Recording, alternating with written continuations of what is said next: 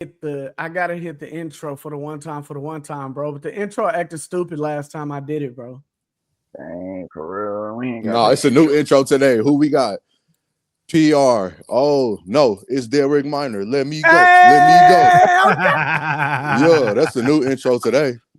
Hey, speaking of that, I gotta tell this story before we talk. Before Jay get into the intro, bro. Jay, do you remember the day? Do you remember the day you found out that he did the name change from Pro to Derek Minor? We was at church. It was the night of a church service, and you ran up to us. That man said he ran up to us. He was like, "Hey, yo, y'all know what happened? Y'all didn't hear the news?" Like he ran. I'm talking about pulled in the parking lot, swerving. This one he had the Impala. This one he had the gray Impala. I remember. He barely put the car in park. Of course, this is when he's bumping Real Talk, I believe, Real Talk, or something like that. Or no, PSA Volume 3. That's what it was. PSA. Oh, yeah, that's the one. Nah, it wasn't Volume 3, it was Volume 1. Because of course this is before the name change. So he's like, y'all find out what happened. Ooh, man, Pro changed his name to Derek Minor. We like, what? Huh? That's what you doing all this hoopla? He like, nah, bro, y'all don't understand, bro. This is crazy, man. Nah. He made us realize that this was a big deal. And it didn't help no better. It didn't help no better. It didn't help any better that you had just dropped Down to Live around this time as well. So we looking at the cover.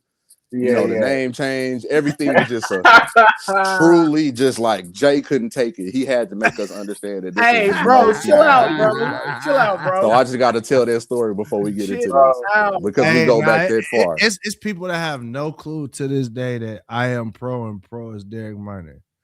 And I literally almost every year somebody be like, "Hey man, I'm glad I found you. You sound." I was like, "Dog, this sound just like Pro." I'm like, well, you ever heard of somebody like, you know what, better? I'm like, better late than never. It's been a decade, but they said y'all should do a feature together. You and Derek. I know. You need to collab. You need to connect. Better late than never. I'm glad you made it, gang. Like that's really shouts out to the name change. So look, real quick, man. Let's go ahead and kick this off. I gotta introduce us properly before we get into this, man, because I really, really want to talk to you. So first and foremost, everybody, welcome to the world's most dangerous Christian hip hop show. It is the Crew's Hip Hop Corner, and in this corner, to my right or left, whichever way that you were looking at us, I got my blood brother Chris. So it looked like this. Yeah. Big hand claps. And sometimes he cosplays as Debo. We got him down here in my bottom right or bottom left. It depends on which character he takes on the day. Day. Yeah, we truly have a cousin Day. So think about Clyde that. We actually have a Clyde and Dodo.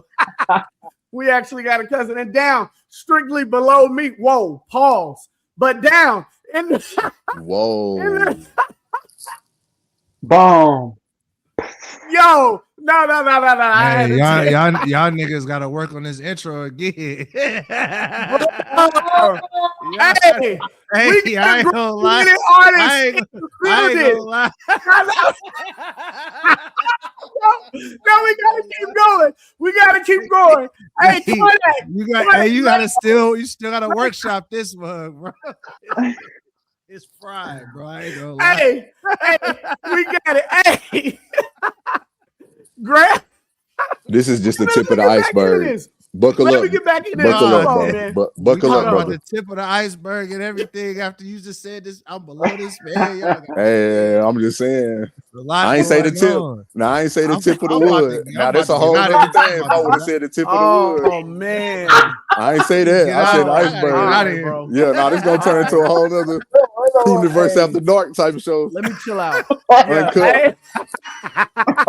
Jay already got the Suave glasses on. It could get real R&B after dark. Come on, man. I got the glasses because I mean serious business, bro. Let me lock in, bro. We 2 weeks. We like what? 3 weeks past the verses. You look.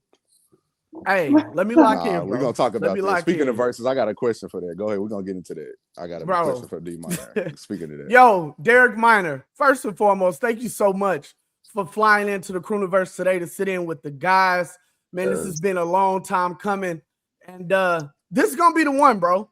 This is gonna be the one that's gonna make it through all the technical issues.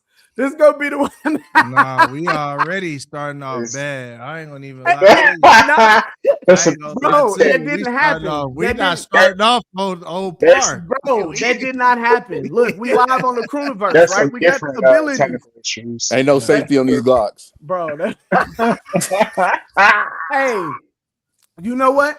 You know what we should have did, bro? We should have had a Buckle up. parental guidance, bro. We should have put the Buckle up. parental guidance in the beginning. This is the way that we escape all of this, bro. This is exactly the way that we escape all of this. But Derek Minor, as somebody who has transitioned into a space like this, what is it that you are really wanting to give the people? It seems like that there is a particular group of people that you are trying to reach with the message that you are putting out there. What is that? So I've always been the artist that everyone would say is like, I don't know, man. Like Christians would be like, I don't even know if this guy's a Christian sometimes, you know? And then, you know, I'm not no street dude. Like I never been no hood dude. I love God. I'm just a regular dude that love God though. So I feel like there's this gap of, it feels like now culture works in extremes. Like even Christian culture is really like, what's the extreme version of a Christian? And that's the motto of it, Christian. And what's the extreme version of a person that's in the streets? And that's the motto. And most of us just regular people. Like, bro, the average black person ain't been in no shootout, bro. Like the average person was raised. They may not have had both their parents, but no, the average person was raised with morals and decency or whatever. But there's this perspective that, like, with hip hop, or that blackness, in a sense, is being extreme, and Christianity is being an extremist. Like, if you want to be a Christian for real, manufacture as much suffering as you can on yourself. It's like, nah, I don't think that's what being a Christian is. So like, we just have pretty much based our whole thing on, like, look, my son walking past me with some eggs, like, some bro, real life stuff. real life every day, B. It's like real life, like real life, like not this. I don't want nobody to look at me and be like, oh, in order to be a good Christian, you got to be some super Christian. I'm like, nah, you want to be the best Christian on the planet, man, take care of your family, take care of your kids.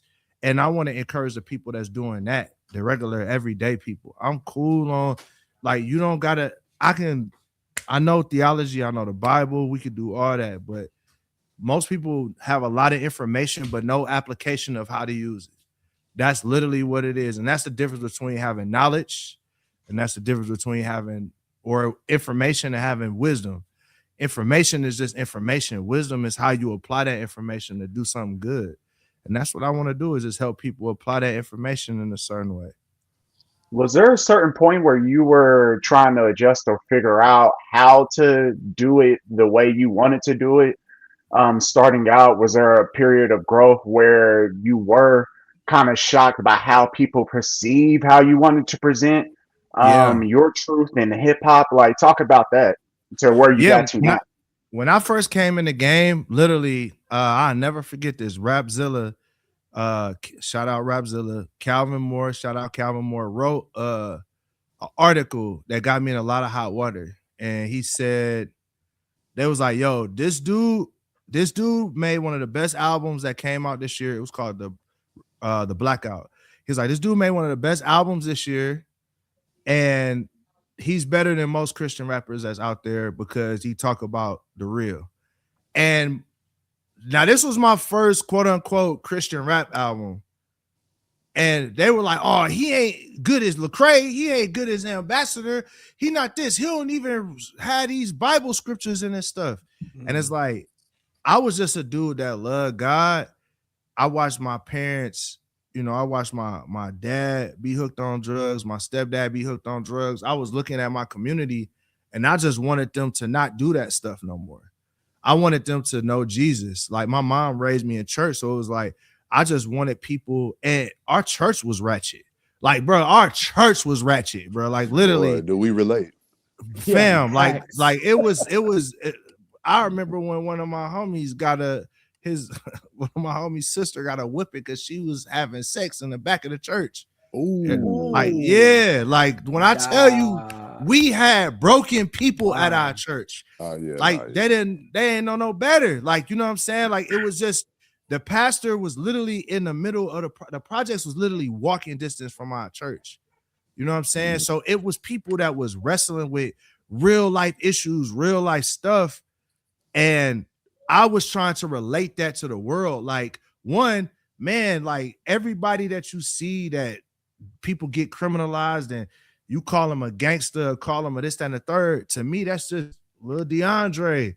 He just, he had a tough life. He needs somebody to help, So I'm like, man, in my mind, Jesus is the answer. So I'm rapping about all that stuff. So when I first come in the game, that's how I came in the game. From there, it was the balancing act of, because I didn't know the Bible as well as I should have early on. But I was like in my 20s. So like we all was struggling and figuring it out. Yeah. To learn the Bible when you look at it your whole life, you're gonna see something new. So it's like I just knew what I knew. You know what I'm saying? So from there, I put out Redemption, and then I got signed to Reach. And when I got signed to Reach, that's why I felt the real tension of that balance, because Reach's whole model was at that time was to put stuff through youth groups and through, as it got bigger, through the Christian contemporary music engine. And that just wasn't something I'm not gonna say I didn't have a desire to do it, because it put me on some of the biggest stages I ever been on. But at the same time, I wasn't familiar with it. I had to learn. I had to adapt to my surroundings. And then at one point in time in my career, I was doing the biggest shows I had ever done. We was in Houston. We were in Houston, and Pastor Blake, I'll never forget this, bro. I was depressed coming off the shows. I was like, this can't be it. I was making more money than I ever made. I was in front of more people than I ever been in front of. And I was telling Pastor Blake, I'm depressed and I don't like where I'm at. He said, well, when you first started doing music, why'd you first start doing it? I was like, man, to impact my community. He said, the show I was at, I ain't see nobody that looked like you there. And that was the... Yep. Wow. I was like, dang. Yeah, bro. It filled the blank in. It's like, oh, yeah, I'm not getting all the success. You did all the right business things, but you didn't do all the right heart things. You didn't do all the right mission things. And from there, it was like, oh, I got to pivot how I move, how I talk, how I do everything.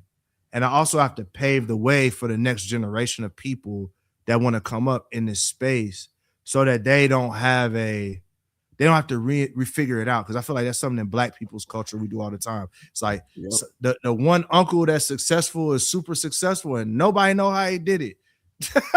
Yeah. He's like, I don't know what Uncle Randy do. I just know he pull up in a bin at the cookout. Hey, hey, that's what everybody say. When you don't know for real, or when it's a bunch, he a hustler.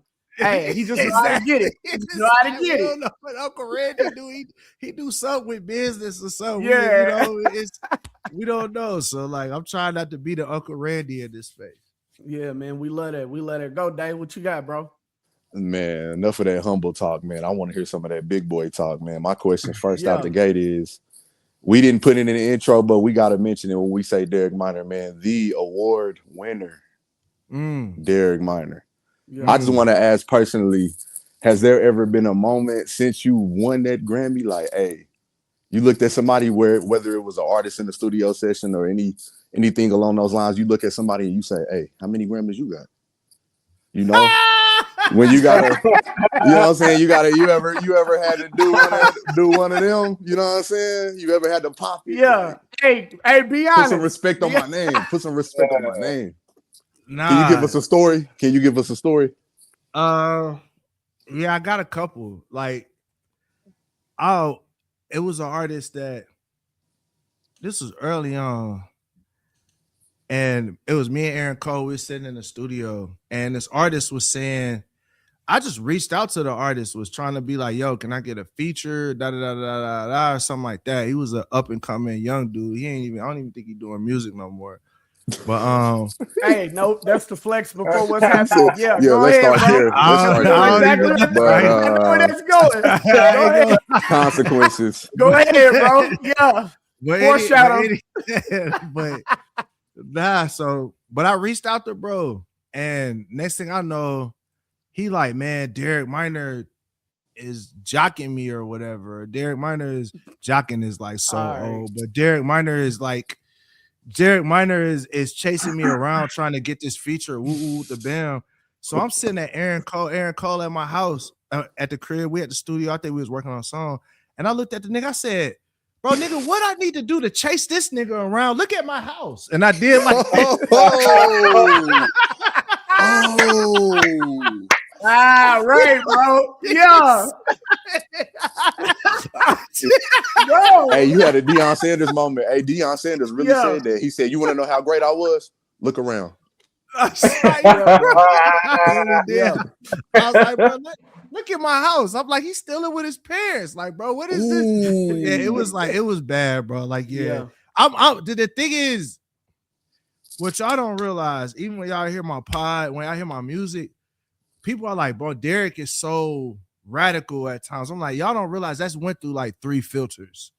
By the time that it's got to wow. It went through like 3 filters in my head. Like there's a worse version of some of my worst moments, or some of the moments that y'all been like, bro is tripping. Y'all don't realize it's gone through 3 or 4 filters before it got. I relate. Before it got to that point. I relate. Before it got to that point, I'm like, bro, it's good. Like y'all leave me alone, man. I'm trying. Y'all better leave me alone. Jimmy got sold. Let him know. This ain't that and that ain't this. Yeah. Sometimes you gotta pop it. I try to be cool. But you know that I think that's something that we've all noticed about you. Like you're always willing to work with these younger artists. Like even before you actually signed Paris, you and Paris did work together, because it seems like that's what you do. What is it that you're trying to do differently than what was out there before you? Man, I want RMG to be the home for the if we were just being, if everybody's like, oh well, you're not a Christian, right? Like, I had the little controversy where I said SHIT on my own podcast, and somebody clipped the podcast out of they clipped it out of context and made the whole podcast about me cussing, not about us saying, hey, Christian rap, let's get our stuff together so we can not spin that off the charts. No one cared about that part of it. No one cared about us talking about we got 24 episodes, but we got 6 seconds that people are trying to define us for. And what I realize is, like, when you see people, when they see you move in a certain way, they say, well, you're not a Christian rapper. You're not a Christian rapper. You're not a Christian rapper.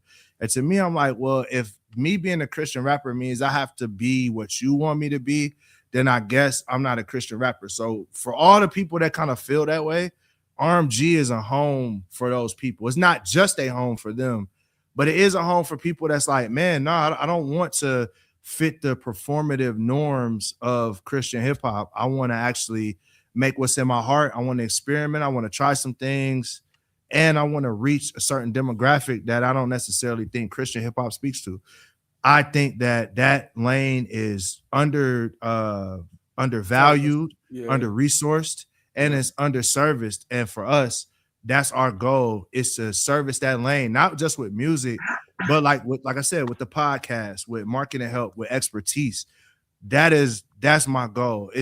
That's not to say, because we got Breno's on our distribution. That's the most Christian rapper of Christian rappers. Like Breno music. I like Breno's music. We got a lot of guys that are very like Christian rapper forward. But for me, it's character for me. Like I want an artist of high character and artists that have a message and that's focused on, that mission. But yeah, I want to be the home for the rappers that are Christians. If that's what the title is for it, then cool. That's what we is. You know what I mean? Yeah, but that's is your dog dying, bro? Like, bro. Jeez, bro. That She's a dog, Man, we believer. supposed your dog is suffering, cuz. Get that Bro. nigga some water. He said, "Get that nigga some help, cuz. Hey man, That I've been nigga trying some- to ignore it, man. Help that Come on, nigga man. squeak, man. Help that nigga squeak, You man. gotta let that go, man. Don't leave a little homie on stuck." He Hey, said, we "I in the cannot drown trap, it out." bro. Come on, we in the trap, Hey, bro. Hey, I didn't know what straight was up, going on. I didn't even hear no dog until he said that. hey, bro, straight up, Was zeroed in on what he was talking Look, about, take but care of your nah. peoples, man. hey, Bro, straight up, boy. Hey, I thought that was one of Derek's dogs, bro. I But don't that's even what know I'm if he thinking. got I'm a like, dog. I'm hey, he just got like, it. he can't be us. He live in Bro, He lavish. can't be us. He could be a bro, real that's tiger over there. Hey, that's my bully, bro. You know what I'm saying? We in the that's the Bro, bully. You better get him some water. You ain't gonna have no bully. Suffering. Bro, he's like, man, she's a yapper, bro. It's a she, bro. Oh, She a okay. yapper, Yeah. Okay. Yeah. Get his dog's pronouns correct, bro. Oh, my bad. Bro. My bad. Hey, he I couldn't corrected tell you from the quick. bark. He I corrected you couldn't quick tell on that, from the bro. bark. Hey, She a bully. don't be She a bully. disrespectful, bro. That's She a right. bully, Nah, I bro. ain't tripping. I Yeah, ain't yeah. tripping. I don't he want trying to no flex smoke. for her. He start flexing I for don't her. want no Like his smoke. muscle blood. Yeah, bro. We both. Yeah, I got her in the gym. Put out his shirt, bro. Man, he's about to. I got her in the gym. You know what I'm saying? She in there with Yeah, all right, bro. me. Hey, what you got, Chris? Now, I think that is dope though, because when we look at the long line of history, we talk about years of Derek Minor working with artists and putting artists on. I think that is dope because we've seen the formula work going back to the old RMG days when we talk about Cannon, Tony Tillman, Daraj, and I'm missing one Chad more. Jones. Chad Chad Jones. Jones. Chad Jones. Yeah. Like them days, man. Like that was the days when we kind of was first in Christian hip hop crazy, and those Welcome to the Family albums and You that. just You look know like what the I'm saying? saying. Like, bro, Let's like, go, bro. Hey, you didn't have to dig that far, bro. Hey, bro, I told you to come I You was just in look like prepared. in college. the Hey, saying. I I was, told you to come prepared, bro. But I didn't bro, tell Come you to on now. do this. I see you, bro. bro, Keep I was going. in college, my freshman year in college, bro. Welcome to the Yeah, Break family. Like, bread. Break bread. we was yeah. We on was that, bumping that bro. to the speakers bus. Bro, we was on that. You know what I'm Man. saying? Like, That's is love. there and then later I know that you did that with RMG Amplified as well. Is there something else that we could ever see in the future as it pertains to a compilation album? Because I feel like that was a formula early on, but what could we get, in the future from everybody, if possible at all? Yeah, we're working on. We got a lot of stuff. Everybody is really right now. Mm-hmm. Excuse me. The whole music industry, and I think that's the reason why it's at where it's at, is in this very. Everyone's in their own silo. There's no crews no more. There's no like camaraderie. Everybody's just trying to kind of go viral on their own platform. And that's something I want to solve as well. Like, why we got to worry about going viral when we could just lock in together and just create an actual movement? And I think just because we haven't seen movements in a long time and they're hard to try to build, that everyone has just been like, well, I'm going to just post a song a week and spam this song until everybody hear me. And I'm like, that's not interesting anymore. Not to me. Like, I get irritated with people just spamming the same song over and over. We got to get back to telling stories with the music. We got to get back to building communities with the music. And that's one of the goals we definitely are looking forward to. So we got a couple projects that are in ideation mode right now, but yeah, it's looking up for sure. That's something that's something that'd be dope for real. Absolutely. We definitely got to see that, man. Hey, did y'all, as a unit, bro, did y'all see what happened to Conor McGregor last night? Man, dude, bro. the most heard Drake lost a lot of money though. Just the extra doses of bro, did he nitroglycerin. bet? That's why he They talking about the Drake come con. The Drake curse bro. ain't even real though. It's been times Drake that won. Bro, nah. Are we serious though? He done caught a lot of ills though, bro. Like, But Connor was the underdog though, so I would have I'll he consider betting was, on him too. I kind of he considered it was, for slightly a second. So he was bro. the underdog. That's the most Shaq down the court injury ever, bro. It was just like can't get Man, up, that's bro. what they said Like for real. pack it, Literally, like Phoenix pack it Suns, up, bro. Shaq. Literally, Phoenix Suns. He Pack The said it the Phoenix big, up, the Suns. big, big The cactus. Phoenix That was Suns. Yeah. Kobe Bryant. The Phoenix Suns. right. It's over, bro. Oh man, Man. but this has happened every time he's came back, bro. He done broke a foot, he done pulled something like Nah, not last that. time. Last time he got But they say, submitted. but right. But I mean, it was no contest. But this is, I mean, we should hang it up at this point, right? Yeah, it's been Pack it 5 up, years. bro. Pack it up, bro. Pack it Bro. up. Do y'all know that he made $300 million from selling his liquor? So why? Why even fight? Why what are I'm we saying. even in the Why? octagon anymore? I'm cooling. I'm Let's- cooling. Yeah, He got 4 kids. His kids none of his kids over the age of 10. All Nah, of them, bro, 4 of them 10 below. Nah, bro. He from over there where they fight just to fight, bro. So you know it's in him, bro. I mean, He should have fought his barber too, though. it, bro. yeah. You said He should what? have fought his barber. He should have fought his barber for that fake Andy Mineo Magic and Bird 2 haircut. He had a swan dive. He was like, and his barber was like, "Hey, Connor, what do you want today?" He was like, "You never heard of a swan dive?" His barber was like, "Say less, say less." Now I gotta look at his haircut. God, dog, it can't be that Man. bad, can it?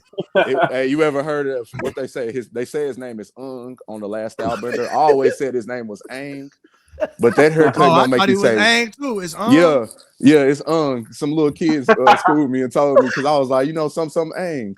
But I said all that to say, you gonna think it's Ang, but it's really Dang. That's that Dang. Oh yeah, Bro, that's that ain't funny, that's bro. ridiculous, bro. Yeah, I'm cool. Bro.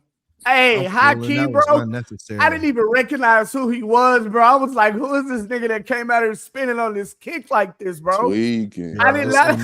Literally, no pun Bro, intended. he came and read it. Over the top. Man. You know what I think? I got a theory. If you go back and you look at when he was getting a pat down, getting greased up, all that, what have you, he was stumbling while taking his shoes off to get checked. You know what I'm saying? By the ref. So it's like I feel like he kind of tweaked it before the fight. He came out and did that kick to kind of make it seem like, oh, I heard it in the fight. Like I heard it in live action. He knew it before the fight. He got hurt. He just didn't want to pull out. He didn't want to call off because some of them fighters at the pinnacle of the sport, they don't believe in calling off a fight when it gets closer and closer to that fight. They will go through an injury because not to start no debates. We're not doing this today. Before I say this, but Earl Spence had injuries before the Terrence. Hey, we're not gonna say nothing. Don't say nothing. All right.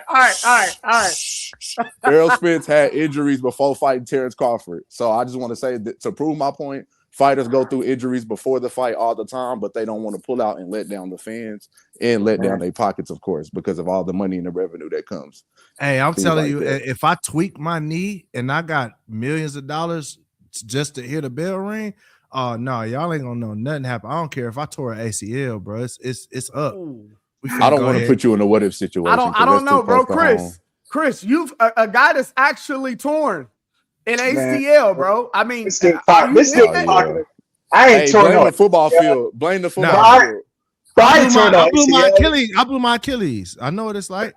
Okay. When did that happen? That's crazy. I feel like I remember something like that. You talking about what happened to you when you hurt? No, you trying to find out, Derek. You tore your Achilles. What happened? Man, I was hooping. He had a Kobe injury. Yep. It was literally, it was right before the second Unashamed tour, I think. Too. That's what I was like. I remember that. So that was like what, 2013, 2012? Yeah, probably 2012. Yeah, because I went to that tour. It was when my first son was born. So around that time. So like, we was hooping, and I went through this stretch where I was just like, I'm getting back in shape. I'm playing every week. I'm playing basketball 4 times a week. We used to play up at like 8 a.m. Man, I just did a basic drop step fadeaway, and I was like, where that hole in the floor come from? Oh, boom.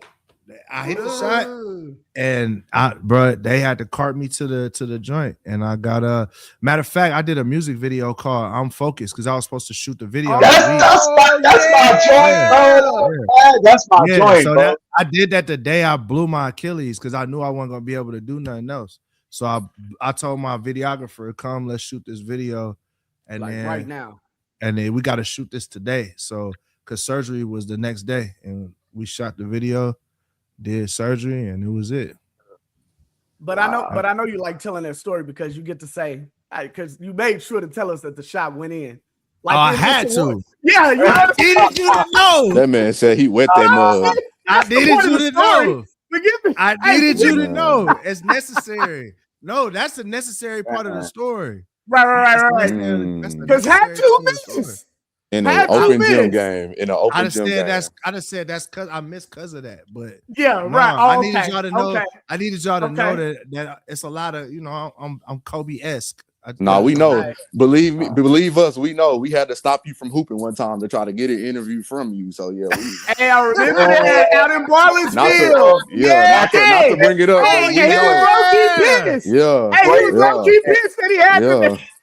Hey, because you want to know why I was mad, Derek? Because it was like we had booked with your people prior to this show, right? We booked weeks out. Y'all agreed to it. Everybody exclusive. Was like, show up to the venue at this time. We got bro. We already go through the troubles of people like, we got to knock on the front door at these shows. Yeah. People are like, who are y'all? Who y'all with? Oh, y'all got an interview? Oh no, we ain't hear nothing about that. We three niggas. 3 niggas too. I mean, this is a white shirt in Bartlettsville, Oklahoma. Right. Exactly. So we got to go through all these hurdles, high hoops, and hell to get to even where we like looking at y'all to say, okay, are y'all ready for the interview? We showed up.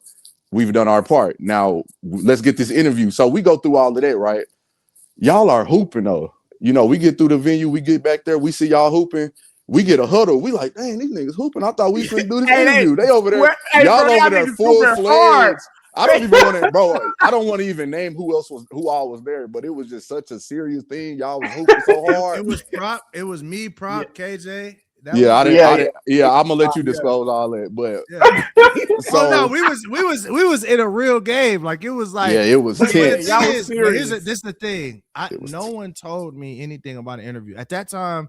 The management that I had, she was dope, but she was a good person, but she definitely was not the most communicative of people. So I didn't know nothing. So to me, I'm like, I didn't even know why y'all was there. I was like, oh shoot. They like, we got an interview. I'm like, nigga, I'm hooping right now. Brother. That was the state of I say all that to say, and that's the thing. I say all that to say, we had to huddle up, bro. Like you said, that management put us in a position to where we had to huddle ourselves and say, okay, what are we gonna do? Are we gonna let them keep hooping? Are we gonna go to the car, wait for the show to start? Like, do we take our L? So we really huddling.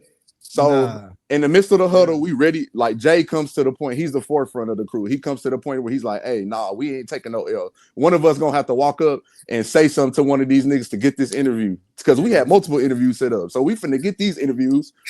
Jay tagged me. Jay tagged me and say, "Day, you go do it." Hey, you go do it. Because he's the biggest one, bro. And that's exactly what I was finna say. They always feel, bro. I'm 6'4", bro. They always say, Day, you the biggest because we don't want to interrupt their basketball game and one of them niggas punch us. What if they swing on us?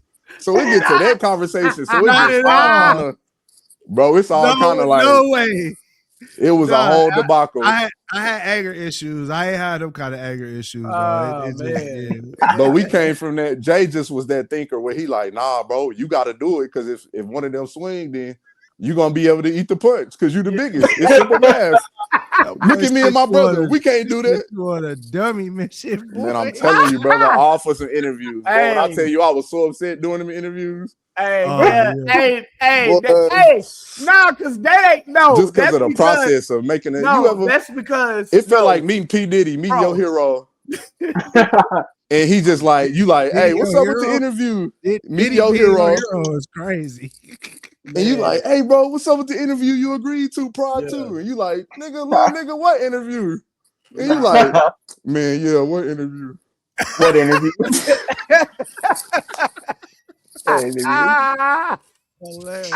Bro, we was kids too, though. I ain't gonna lie. We wasn't really grown at this time. We wasn't grown adults. We was young, bro. Yeah, we was young, bro. This is we really did kick down some doors, bro. Bro, we was some 116 nerds, bro. You said let's get to it. 116 nerds. Let's get to it. Let's speak on it. You talking about some list? You said what? No, let's get to it. This is what we got here for. Back in the day. I have to say this. Jay said he started the crew so we can have moments like this where we Bro, listen to the artists and we hey, get to you meet right, them bro. and we Hey, you masking right, it as an bro. interview and we really talking to them about moments that we shared in our lives as 116 nerds. Moments Hey, like driving from Tulsa, Oklahoma to Dallas, bruh, Texas to go to the Unashamed V tour. to But you sit know, Yeah, I'm outside for gonna 10 keep it all the hours. way. I'm gonna keep it all the way real though. Wow. Man. That is what culture is missing, bro. Man. Everybody is too cool to have fun. Like, Come on, dog, man. you see, I got a Mr. Fantastic shirt on. I'm a comic book Marvel anime Connoisseur. I heard you made a nerd, boys bro. reference. I heard you made a boys reference. Shout Yeah, out to yeah. that. Like it's like, dog. Yeah. Everybody wants to be so cool and unbothered, and it's just like it's like going to a party and nobody want to dance. Come on Everybody now, just speak want on to it. sit on the wall. That's Come on what now. culture is right now. It's just everybody just on the wall looking, trying to look Yeah. cool, and I'm like, there's nothing cool about that. That's why, man, you can't have no real rap culture because everybody want to rap. They want to be the one on the stage, and I'm not even saying that that's bad. But I am saying that we have to, let's say if we are rappers, we can still all be fans of each other. Like I'm still a fan of rap. Like it's artists, it's just Same artists I team. just heard of named Efo, artist named YMC Uno. These dudes is like underground artists. And it's like the artists that I sign, a lot of them, I'm fans of them. Like I'm a fan of the art. Paris, I'm a fan of his art. Like we going hard on his record, not just because I'm trying to get a whole bunch of money. It's just because I want to make money off of stuff I care about. Like the best businessmen, the coolest people are fans of the things that they're a culture of, you know, that they're fans of the culture they're a part of. Like Kardec, I see him on the stream today. Like I'm a fan of Kardec's music. Like I like his music. Yeah, shout out Carter. And I'm not afraid to say that. And for some reason, like that's one thing I didn't like at Reach, because like Reach at times would, like they would leave producer credits off or different stuff like that. I don't think they always did it intentional, but I think it was just there wasn't a fandom, a mutual fandom. It was all felt like it was one way at times. I'm like, nah, I have a mutual, like I respect what y'all are doing. I'm fan. That's why I'm here, because I'm fans of what y'all do.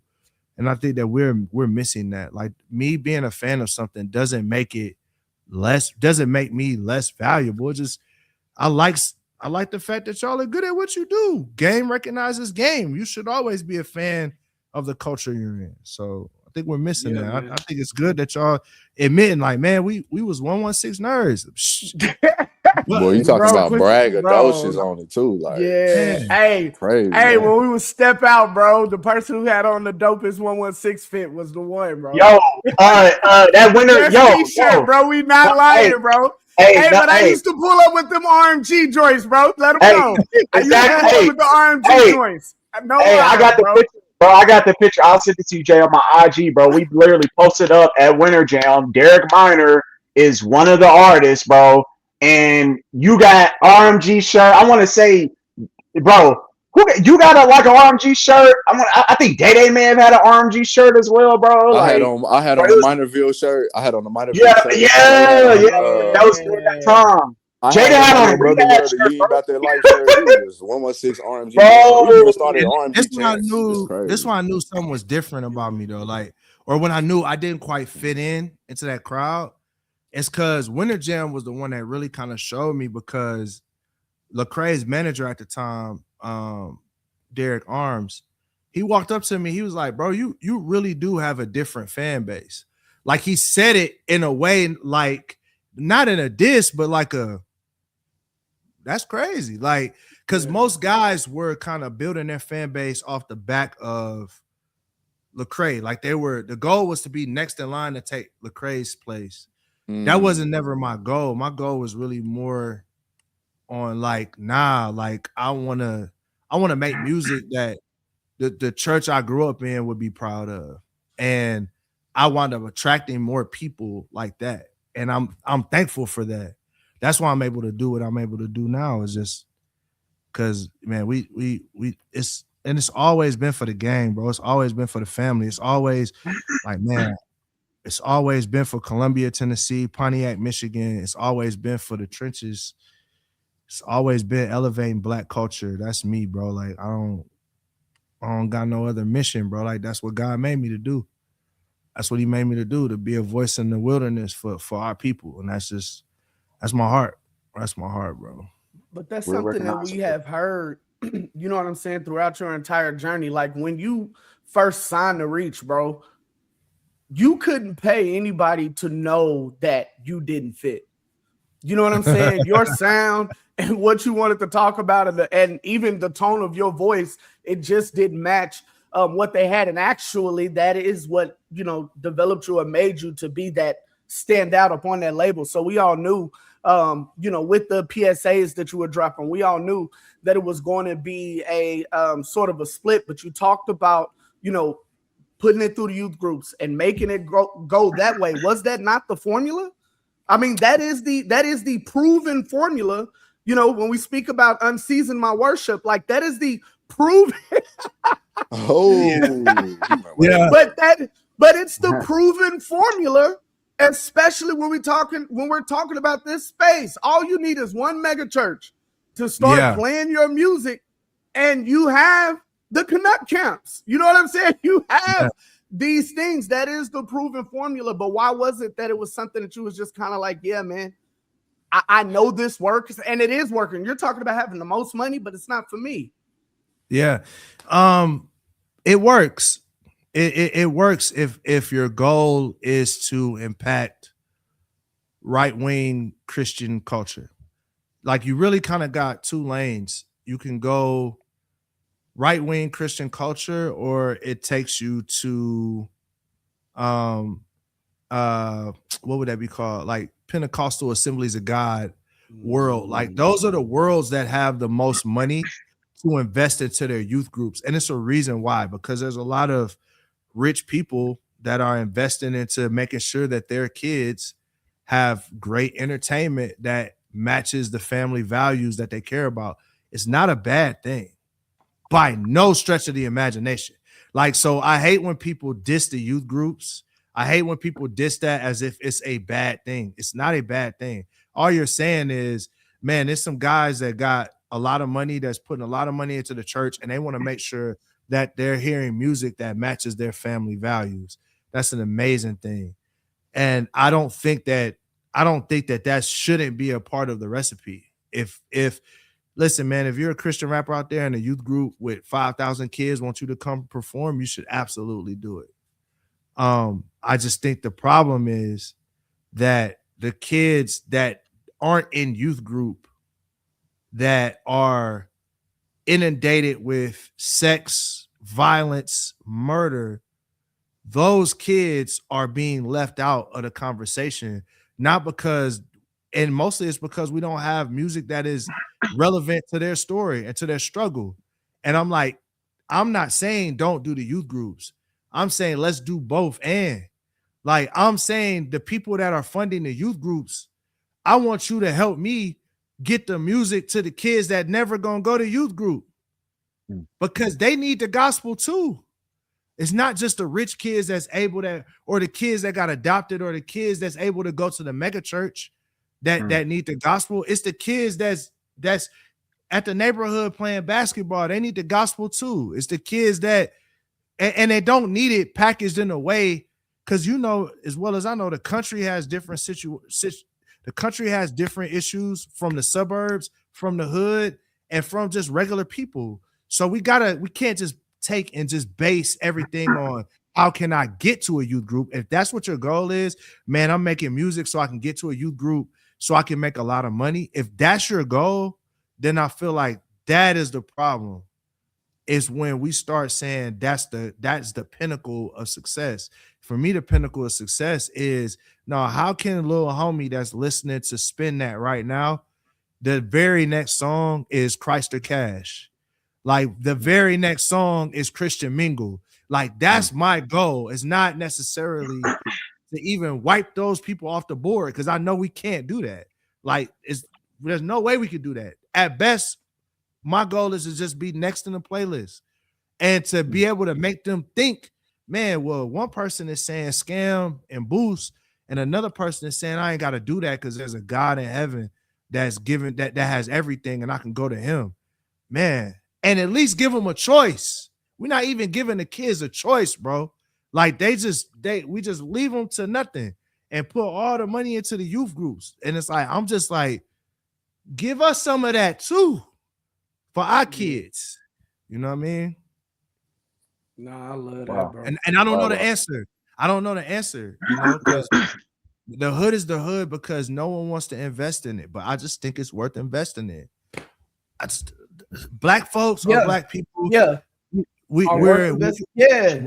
bro, when you look at venture capitalism, when you look at like, I know this for a fact because I got a homeboy, Justin Forsett, who is he did Hustle Clean. He's a NFL pro running back. You know what Justin told me? He says 1% of black businesses get funding to do any work. Like 1%. 99% of our businesses don't have any funding. It's Uncle Randy investing 10,000, 20,000.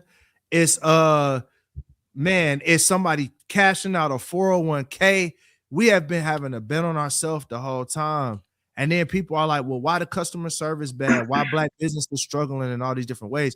It's not because of the product. Half the time it's just because of the investment. Is that and that person that took that 401k out to start, or that cashed their 401k out to start that dream restaurant and couldn't get no funding, they're stressed out. So it's hard to have good customer service when you're stressed out. It's much easier when you know that your next 5 years of business, the budget is already covered for that. Now you can focus on the product and the customer service. So this isn't just a Christian issue of why black people and low income families and minorities don't get invested into. It's just the way of the world right now. And I'm just like, man, well, God has called me to say, well, if you're gonna put me on these stages at Winter Gym, I'm gonna take my influence and try to shine a light on our people. That's what my goal is. Man. Yeah, man, that's fire, bro. Man, that's crazy. What you got, Day? What was a project? Man, you dropped well over like 20, at least 20 projects. So it's like, what is the project of all of them? Man, I'm telling you, like, it's crazy. 20 years worth of 20 projects. So out of all those projects, what was the one where you was like, whoo, that's him? Ooh, and why was it Minorville? Yeah. Minorville was special because the reason the reason it was special was because I remember playing that album for Reach, and Reach was like, "This ain't it, bro. This gone." Nah. You talking about as is, no edits, bro. no alters, no rough draft. No. This was the beginning of it. It was the beginning stages. So they brought everybody in the room. I was in Atlanta working on it. And I was kind of telling them my goal, kind of my plan, the world I was building out. And I remember the room was split. It was about Street Symphony was with it. I think Lecrae got it. And everybody else was like, we don't like we want you to give us more Jesus anthems and more stuff like that. And it was like, and I was like, well, I don't care because I'm finna make this album. So I went back to Nashville. I didn't go back to Atlanta to finish my album. I went back to Nashville. I rented out a storage unit. I made Minorville in a storage unit. Joseph Plotnik could tell you the story. The music was, when we was mixing this album, I remember this lady threatened to shoot me because the music was too loud and I was black and I was in the storage unit and she ain't know what we was doing in there. She thought we was some gangsters, but I think he still has the video. It was wild. So like I'm going through all this pressure to like in a storage unit trying to finish an album, and then wound up being the album that everybody said was the Arrival. It was like an Arrival album for me. But yeah, that album is special. There's something special on it. And I think a lot of it is just perseverance, bro. Like I just wasn't gonna let nobody tell me no. You know, it's just what go happen. That one and Empire are the Minorville, and the Trap are the three albums that I'm like, there's something that and they all, I made every last one of them albums in hell. Like, not even gonna lie. I was That's crazy you say Every that. That's album crazy that you I say made, that. I was in Yeah. hell when I made all That's three of them albums. crazy you say that. Because when I hear the Empire track, I think of like a walkout to a boxing match. I think of a boxer coming out, you know, somebody like Floyd, somebody like AB, somebody that everybody hate. They don't want to see you in the spotlight. You a conqueror. That's the song I think of when I hear that. And then I was also gonna when ask about that. Yeah, you for talking sure. about Because the that was trap, the first one. That was yeah, the and you first one post Reach. Was that the first album post Reach after Reach Empire? Yep. So I really Empire, was gonna yeah. ask So about it that, sounded like like a that transition for real. From Yeah. you know, working with Reach and true then having comeback story. having to have your first album be Empire post Reach. Talk about that transition. Like, was it different not having, you know what I'm saying? I'm sure, you know, you still had the connections, but, you know, pretty much like working with them close hand, was it a little bit different, you know, trying to step out on your first time like that with, you know, fresh like that? So for anybody that doesn't know, whenever an artist is at a label, or I ain't gonna say a label, it's like leaving a job, bro. You know, like I don't care what job you work at. When they tell you to turn them keys in, that's it. Yeah. So you That's it. fired on spot. Yeah, there's no like, man, there's no like. I mean, if you Bridge have to turn your period. keys in, there's none of that. It's No rest over. period of that. Yeah. Yeah. That's it. Like walking up and pulling it, and it's Yeah. You scan your key card. Oh, You know, and then you know the people that was there with you while you was putting that work in, like that's still their situation. So they got to go on to the next thing that's in that machine to make money. And now you got to be able to say like, hey man, I know I was paying this much for beats, but I'm not at that situation no more, so I can only afford this. And it's people like, well, you can't afford me, so now you don't have the funding, and you got the people that was only helping you because they wanted to get next to Lecrae, so now those guys are gone, and it really just had to be me and my niggas. It was me, Dirty Rice, Shout out to Shout out Dirty. me, Dirty Rice, with the trap, it was Chino and Kardec. And we just had to just get in and say it's us versus everybody. So with Empire, like Dirty, the thing is, the blessing is I came with me with talent. Like I brought Dirty Rice to me, and Dirty Rice knew each other in college. So when I left Reach, he was like, "You will not fail, bro." Like, and I'm getting chills thinking about it right now. Like all my bros was that's like, because you didn't fail. it was like, you not gonna fail, bro. Like all the homies was like, you not gonna fail. Like, so it just was like, bro, when I told you I was rapping for my life, I was rapping for my life. Like I had to rap for my life, bro, probably for 4 years straight. Like it just was like there was no, because during that time also Cannon, who was our second biggest artist, fell off a bridge. Oh So yeah, it's me. recovery. Oh yeah, I remember that. Tony was going through some stuff.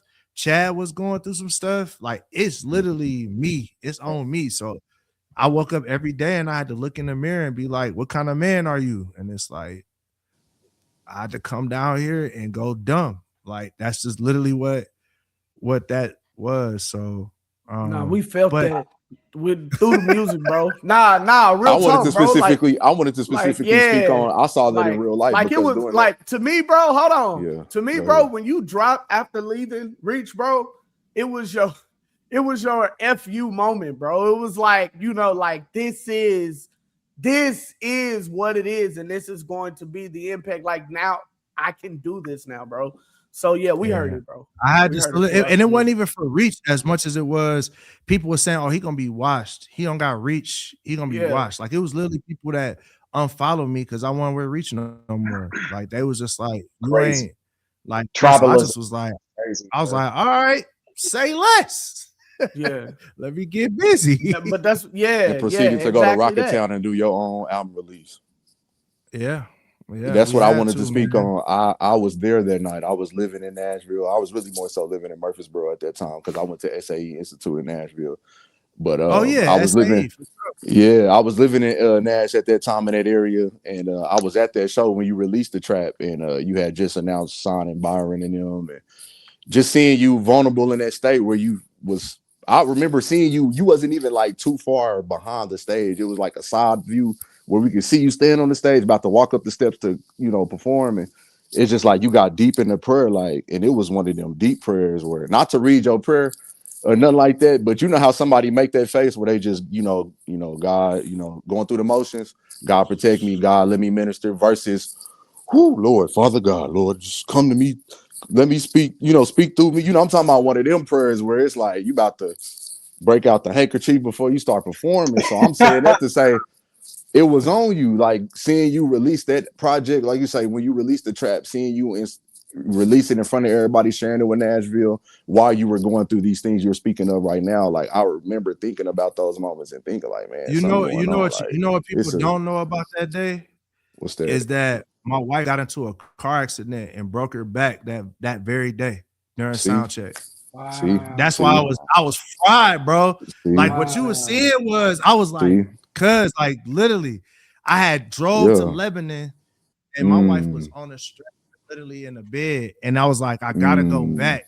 So it's like she had literally got to a car accident on her way to work. So it's like, yeah, I was in it. Yeah, I didn't want to drag that story, but that was really what I saw. And it even made me, kind of feel a different feeling. Like, I enjoyed the music after the fact, but seeing that moment where you had that before you had to hit the stage, you went through that, it made me kind of go outside. I ultimately kind of went outside before the show ended and ended up speaking to Cannon for about 45 minutes.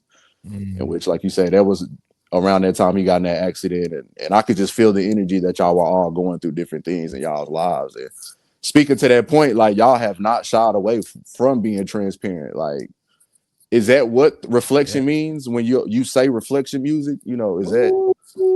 I just gotta ask that. That wasn't a part of. Hey, that wasn't in my notes. That wasn't in my notes. But I had to ask you, that. I just had to ask.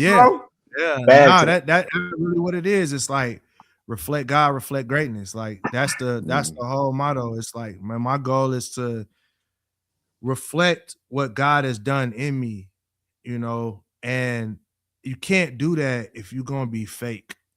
I just think that's when you look at Christianity in general, but specifically Christian rap, we see a lot of dudes that's talking about stuff that ain't really even their real life. They just talking about what they think sound good or what they think is gonna help get them, what's gonna help them hide the real them.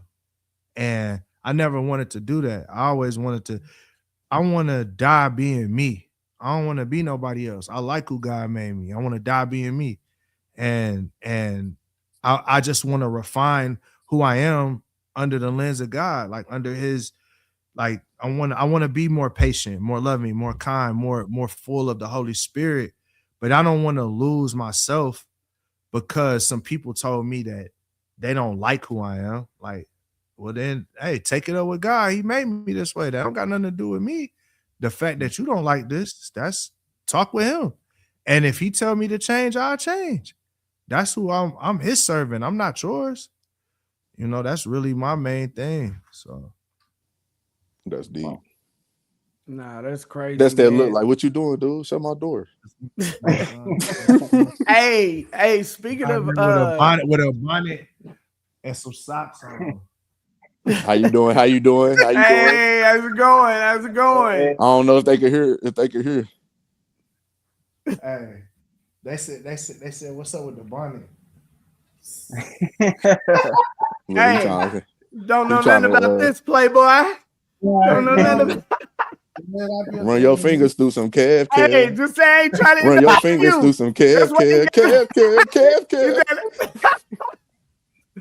And that's why we put the bonnet on.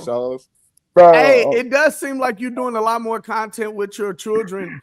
And I also see that Bizzle is doing more content with his kids. Like, is that something kind of big for you to actually start showcasing them?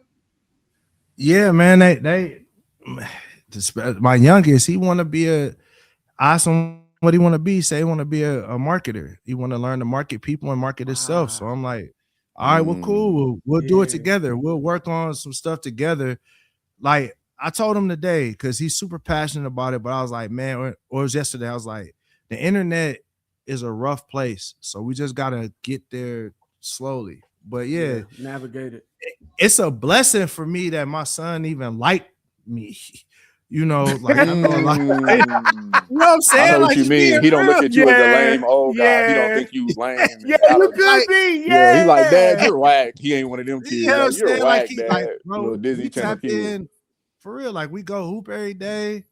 We watch. We going through One Piece. We on like episode 750 or something like that. Like, Oh, y'all got a real Yeah, bond. that's crazy. Down Yeah, in, yeah. yeah, Y'all we don't watch locked in. Yeah, we watch One Piece. We don't watch Hunter x Hunter. You know what I'm saying? So Demon Slayer, like we tap in on all the stuff. Hey, don't be talking about all that demonic stuff on our show, bro. Hey, Demon Slayer lit. Hey, nah. What your grandma had told you that's a spirit. Look, Like, that's a what you was spirit on talking that. about. You know, when you was on your show with Pat, don't be bringing that demonic stuff over here. You know what I'm saying? Don't bring that over here. But yeah, you know but nah, we like me and my kids, we talk like how we talk. Like I talk to them like this. Like I don't try to, and I think that's why they like me, is just because I'm honest with them. Like when something ain't it, I tell them it ain't it. When they killing it, I tell them they killing it. And that's all I ever wanted with my dad. And my dad and my dad for sure, we talked. He just had a problem, and he also lived in Michigan. I lived in Tennessee. It just we didn't have phones and stuff like that when I was younger. I was analog baby, so you know it was different. But I just want to have that relationship with them where they whatever they own, I'm on, and if I can help them, I'm gonna help them. So it's dope. Yeah, I think it's important for people to see black families. Dog. I just think that's important. Sure. People need to see that. Yeah, I think Belief did a really good job at, you know what I'm saying, taking that transition to really just showcase that, hey, black families can be happy, man. The You goat. know what I'm saying? Yeah, Belief the goat at that, man. I ain't gonna lie. Man, for real. Yeah, Belief the man. When it come to that, it's like he the guy. Yeah, for sure, man. Hey, we really appreciate you for being on the show with us, man. We got a few more topics, but I know you got things that you got to do, or you can stay on here for a couple of topics we got. Just a little bit of ratchetness. I got a little time. Time. We straight. All right. So we all know that Bam Adebayo gave a good little 2-piece to Tyler Hero. And I just want to know, is there anybody that you've had to do that to? Have that, you know, they come up there. How about I'm not a No, don't hold me back, cuz I'm finna swing on this nigga. I'm talking about folks and holding you back too. All I'm asking is, Derek, do you get it? Do you get it? Like we thought we was cool when we was on the same team, but when I left, you know what I'm saying? You started talking a little sideways. I don't even know why. I don't even know why they fought. Like what? So what, Tyler say something about Bam? It was some leaked DMs. It was some leaked DMs where Tyler Hero was Tyler saying, was you know, talking that's crazy that they gonna pay, you know, somebody $60 million for playing defense some of the time. Right. He was like, so if he getting 60 M's, like, what am I worth? I'm the one that need help. Yeah, he basically made it seem like they need him, but they downplay him so much that they need him. They got rid of Tyler though, right? Exactly. And that's when it came out. Yeah, that's when it all came out. Because they got rid of him, and then a fan that he was talking real honest to and was trusting. That's like you typing in DM and one Lecrae fan and telling her, "Hey, I'm finna leave Reach, man. Reach ain't nothing without me. Hey, Reach ain't nothing without me. Minor View finna be the best album of the whole summer. We finna do the V tour, and I'm finna split. You know, stuff like that. And then you run down, and then Lecrae run down on you in Vegas, and then he was like, "What's up with all that stuff that you was talking to?" One Lecrae fan, and then it's just like, boop. Before you can even say, brother. See, that's not even my style though. Let that go. I'm not the run up on you and fight you type. I'm the run up on you and let's talk type. And if we're gonna fight, that's that. But I am the type that'll say something slick though. I'll say something to make you want to fight me. Exactly. I definitely think that I do that. That's all it takes. Yeah, that real Nash come out. That real Detroit come out. You know that real Detroit come out. Like, that's what up, that's though? why they shoot you out, broke nigga. Like that is said. Oh yeah, you trying to go for the pride? You trying to go for the jugular? That's more. if Toxic Derek is that way, I'm not like we gonna fight. Not Yeah. I'm ready for whatever. You know what I mean? Yeah. But Nah, man. We too old to fight, man. He gonna Bro, finish it, not start it. I'm He just gonna trying to- finish it. hello, officer. Yeah, There's right. Oh, Me. I'm like, look, Me.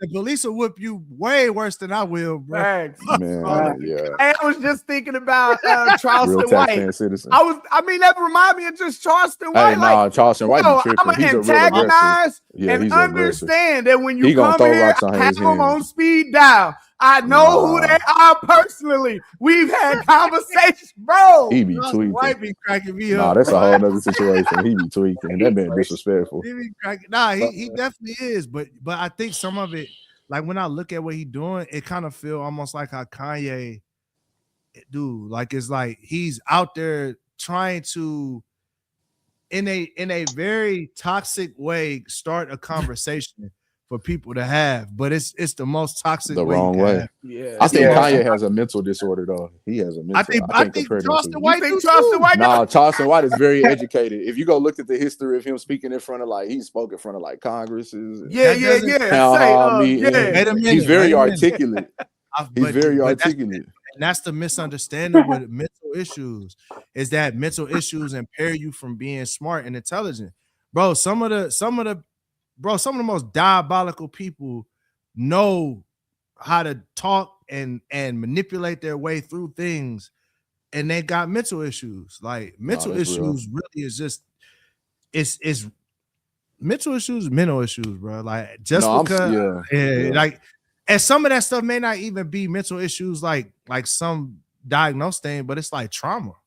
Trauma presents itself sometimes as a mental issue. It's like triggers and tics and all those different things. And I think people think because someone is self-aware, they may not still be dealing with a level of trauma or whatever. Like, but anybody that'll get online and crack jokes about the dead, even if it was a bad guy, it's like you could tell they got something there that ain't clicking right. You know what I'm saying? Like you gonna King Von, King Von definitely was a criminal. And it's like, to be able to say, like, man, you know what? King Von did some very bad stuff. He going to jail. But to dance on his grave is crazy. Like, you know what I'm saying? Like the antics, the level of antics is like the extremeness of it. You're very unwound to do that. Yeah. You know what I mean? Yeah, man. I don't know, man. I mean, he gets it. He says things that will make you think. I mean, he says things that's where you just like, damn, he ain't wrong. I mean, he kind of revealed his own sauce. He said he's a character. He said he was a character. He said it was a character that he only had to show for people to take him serious, because when he was calm and he was trying to be, humble and subtle with his message, nobody was taking him serious. But when he said F Nipsey Hussle and F King Von and all these things, that's when people started hearing the message, even though he had to be a character to do that. He had to be somebody ignorant to finally be heard, because he says black people like ignorance. Black people want to hear you say F your mama, F your grandma. If I don't say that alongside the message, you're not going to hear the message. So I got to talk crazy. I got to say this. But the only speaking to the earlier point too, just because I said mental health, I wanted to mention that because that is touchy. I do work in the mental health field at a mental health hospital. And I only said that about Kanye because Kanye is known to have a handler and he takes meds and things that really go with mental health. But I don't know if Charleston White has been documented or admitted that he has a handler and he takes meds. I see what you're saying. That's why I mentioned that. Yeah, that's why he got documented. It's not like having that. Well, right. I'm like, he need to get checked. Yeah, exactly. Yeah, I can agree with that for sure. He do, because it's very ignorant. He may not be documented, but he need to get Kanye got a whole handler. He got people that walk with him and carry medicine bags. And Kanye, take these pills, take that pill. And if you don't take the meds, hey, take his phone because he gonna go crazy. And that man be giving out Lambos. When he don't take his meds, he give out a Lambo. He might give out a new car that day. Look, I need somebody to I need him to give me a Lambo off the meds. Hey, that's crazy. You don't. That was a whole debacle. Yeah, debacle. No, I didn't know that. That actually happened. I think it was an artist like The Dream or somebody that. The game. Somebody admitted, like, I ain't gonna lie, Kanye gave me one of them Lambos. I was one of the ones that received them Lambos because he was going on a rant. Like Kanye was like venting to Twitter, like on some, I didn't went through mental health, and all people did around me was take advantage of me. They knew that I was struggling, and they was taking from me when I was giving out car keys and millions of dollars and things like that. And certain people came out and was like, they knew I was tripping. Yes, but they try to protect me. Yes, they just took from me. He just got a heart for the people. They just took from me. He just got a heart for the people. That's, I mean, that's how I would have took it. I mean, he just got a heart for the people. Like, Ye just, like, Ye just loved me, man. It's all fun and games until you see Ye drinking toilet water because he ain't had his meds, and you walk in the other room and you like, hey, that nigga giving out car keys though. I ain't tripping off what I just saw in the back room. I'm more so worried about the car I'm finna drive home. Like, yeah, bro. That's what you saying, huh? You don't care. Nah, I'm just bro. Come on, man. Don't try to pay me as a villain, bro. That's what you just said. You trying to pay me as a villain? That's what you just said, because you basically admitted that you would ignore a moment where it's like, I see the problem, but still all I'm saying is as much as I've been through with Kanye, I'm owed a free Lambo. That's all I'm saying, bro. As a fan of Kanye West, bro, and the shit that he has put crazy. me through. I feel like somebody said that too. I feel like the person that came out, they said, I feel like he owed me that car. That's why I accepted it. Come on. He put shit in some uncomfortable situations. Being a Kanye fan for about 3 years was like, woof. It was rough. Man. Yeah, man. For real. Like, I really thought, it's funny. I actually took a long break from listening to Kanye. And I was one of the ones he got, bro. Coming on that Jesus is King tour now. You about to go to a Sunday service? He's about to dress up in off-white gray. We was like, Kanye is here. Ye is here, bro. When that was happening, and stuff. Jesus is King 2 is like Kanye is here, bro. Yeah, man. Y'all like that album? Yeah. No. The first one was good. The first one was good. I say no. I like the gospel album that they did, the Jesus is Born. I like that one. Right. I like that too. I was listening to that getting ready for church. I thought Donda was good, but Jesus King. Donda was good. Bro, you don't like Jesus is King, bro? I actually like Jesus. I like Jesus. Yeah, bro. But hey, that was the one where we got the iPhone voice notes recordings for too on some of those tracks, right? He said he recorded the whole thing on his iPhone, something like that. Man, probably. That's probably why I don't like it. Sounds like something. Yeah, that sounds about right. Locking himself in a Mercedes-Benz stadium for weeks at a time just to do an album. Hey, that entire rollout for that album, that was for Donda, right? That was Donda. Bro, that whole I thought Donda was good. I ain't gonna lie. I thought Donda was good. But do you agree with the rollout though? The rollout is what I'm speaking on. Yeah, I think Kanye, the way, which is, the Charleston White idea, is the that his life is as a play. Like, I think Kanye treats his life like an act, and it's like, all right, let's give the internet something to talk about, and it's a character that he's playing also as well. The genius, that's true. The unhinged genius. Like, I think that's the mad scientist. I think the mad scientist, the actress. Yeah. That's he's acting. You know what I mean? Yeah. To a degree. But then sometimes it's like, bro, y'all remember the movie Blade? They said my boy didn't want to get a suit back. It's just he got in too deep. You remember Wesley Snipes didn't want to get a suit back? Hey, he started cosplaying the role. He was method acting, and he just got into the character. Yeah, that makes sense though. That do make sense. Yeah, hold on. I'm gonna find the article. I'm gonna send it to y'all, but please do. That makes sense. Same thing with Heath Ledger. Like all the work he did going into being the Joker. Like it just that was a whole different. Literally drove him. Yeah, out of here. That was a whole different thing, boy. Man. Yeah, man. Kanye is a method actor in his own world, though. Like for real, bro. But it's could be a personality disorder, bro. But we get. I ain't trying to diagnose the man, but God, man, maybe it's the field I work in. It's the field I work in. It's too close. No. Hey, no. With the whole Donda situation, bro, it was like it made time stop, bro. And it was a long, like we hadn't had something like that in a while, to where every single person was listening to the exact same thing at the exact same time and watching this, bro. That was a totally different moment, bro. because that was COVID, right? Yeah. Yeah. So being it, yeah, bro, that was a whole. So that's gonna be one of those moments that whenever you have to put those projects in those time capsules, that's gonna be one of those moments because that's what he definitely did. Was stop that time, man. Hey, but we're gonna go ahead and get up out of here. Derek Minor, thank you so much for joining in on the show, man. I hope that you all enjoyed that interview, man. My name is Jay. That's Chris Dede and the Grammy winning artist. I'll do it right this time. The Grammy winning artist, Derek Minor. Put some respect on his name. Yeah, I'm gonna go ahead and put that one at the front and replace the one that I did. Thank you. Nah, bro, that's perfect. Hey, I stopped the